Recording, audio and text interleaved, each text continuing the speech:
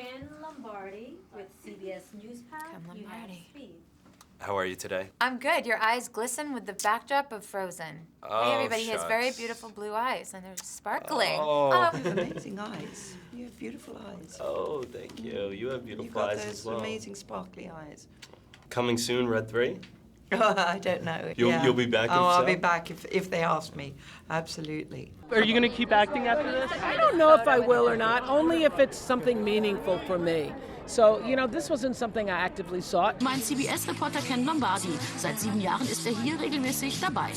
She's definitely... Sie macht auf jeden Fall eine Menge Kohle. Erst vor wenigen Tagen soll sie sich eine Yacht gekauft haben. Was this one of the most challenging roles of your career? I would say so, yeah. Is there going to be a third? We don't know. Lombardi, we can't answer such. Whenever Salma decides, she lets us know. This is a very special facial. People pay money for this. Oh, yeah? How much is scripted, how much is improv? Of this interview or the movie? Both.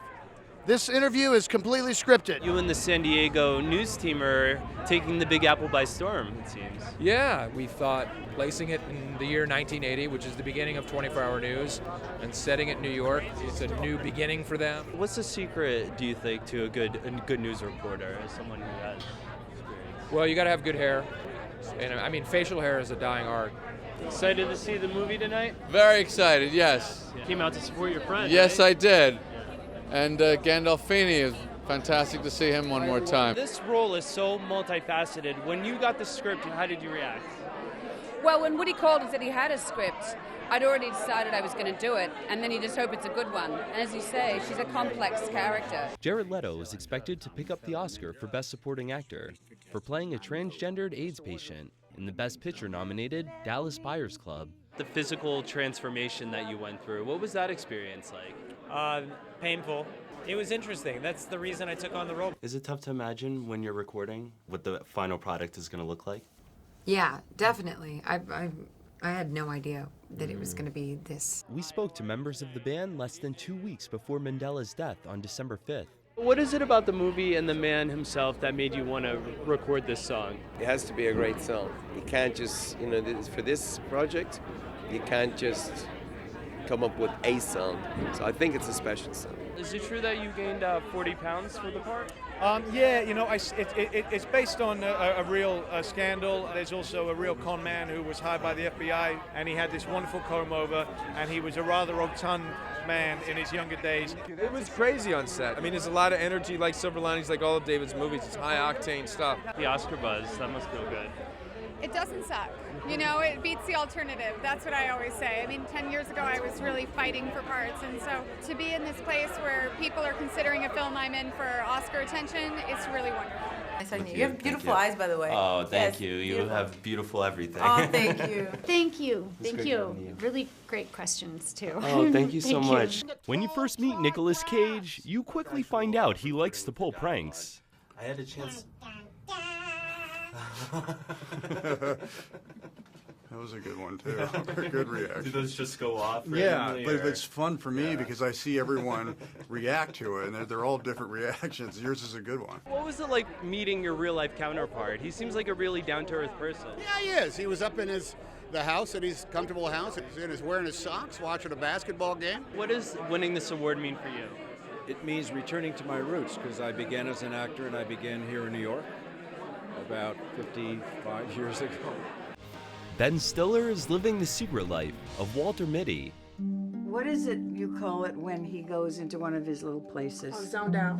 Stiller both directs and stars as the title character. James Thurber's original 1939 story, you had read it in high school, right? Yeah, I think it had a different meaning to me back then than it did when I read it again later in life, when you just have lived your life a little bit. The idea is iconic. There was a movie that was made of it, with Danny Kaye. It was a sort of a classic musical. But he distilled in that story, I think, this sort of emotion and this feeling of having a lot of potential that you can't figure out how to let out into the world. And I think that's why it's always resonated. Kristen Wiig plays a coworker and love interest for Mitty, at least in his dreams. The scene where Walter saves your three-legged dog from the fire. Did you feel like you were in an action film? Yeah, it was very exciting. I've never shot a scene like that in a movie with you know, debris falling down and pretend there's an explosion. It hits home for me because I guess I'm of the generation that remembers the world, you know, the analog world. You know, I grew up in the 70s, so, you know, I remember reel-to-reel tape recorders and Super 8 cameras and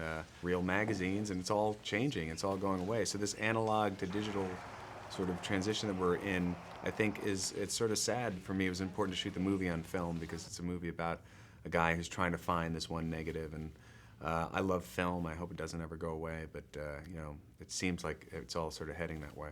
What is it about traditional film? Well, it's just the texture and the feeling, and I think maybe it's also the history of it. You know, the idea of movies is capturing, you know, these little still pictures. So why do we need to replicate it when we just still shoot on film? It's kind of ironic, right? Yeah, I mean, that's, you know, but there are a lot of advantages to it, but for me, you know, I'll always be a film guy. The Secret Life of Walter Mitty opens in theaters on December 25th. Ken Lombardi, CBS News, New York. The stars are out tonight for the premiere of Lucky Guy, a new play by Nora Ephron, starring Tom Hanks. Her death was a terrible shock to us, so tonight is very bittersweet. Jennifer Lopez has left American Idol for her new movie, Parker. It has different dimension to it than just a regular action film. Parker opens on January 25th. In New York, I'm Ken Lombardi, CBSNews.com. At the time of our interview, Wahlberg still didn't know if all of his friends and family were okay. You know, I have to ask about today. I know it must be tough for you to be here right now. Yeah, it's hard. You know, you try to. We're dealing with real life, man. None of this is important, you know. Do you think your fans will be surprised? Yeah, I think it's, you know, it's definitely different from Twilight. In New York, I'm Ken Lombardi, CBSNews.com. Cooper also brought his old pals as his guests to the New York premiere of the movie. During our chat on the red carpet, Cooper introduced us to the gang. We all went to school together, and yeah, it was like a point of relief, I think, that we all knew that at least the scenes we were in together, it was going to be okay because we had done so much stuff. This is your third James Bond film. Are we going to see a fourth? I hope so. The relationship that you two have off-screen mirrors the relationship that Bond and M share. Yes, very much so. Yeah, in what ways? Very much so. It's just that we've got to know each other, you know, over these 3 films. Please welcome to the first tee, Ken Lombardi. How physically challenging is it? What do you like at the end of the day? I'm completely destroyed at the end of the day. It's a pain in the ass having a stuck-on beard. Can I say that on television? That's fine. Yeah, we have bleeps, right? Yes. Nice to meet you. Tell me about your co-star, Thomas. How impressed were you as a young talent? He's an extraordinary guy. You know, I don't know if we can have an opinion of him as an actor because he's not. Stars are out in full force here at the New York premiere of New Year's Eve. How much fun did you have making this movie? I had a good time doing it with Gary Marshall. He's a good director and very nice guy. CBS, nice to meet you. Jessica, how do you do? Good, how are you? Good, thank you.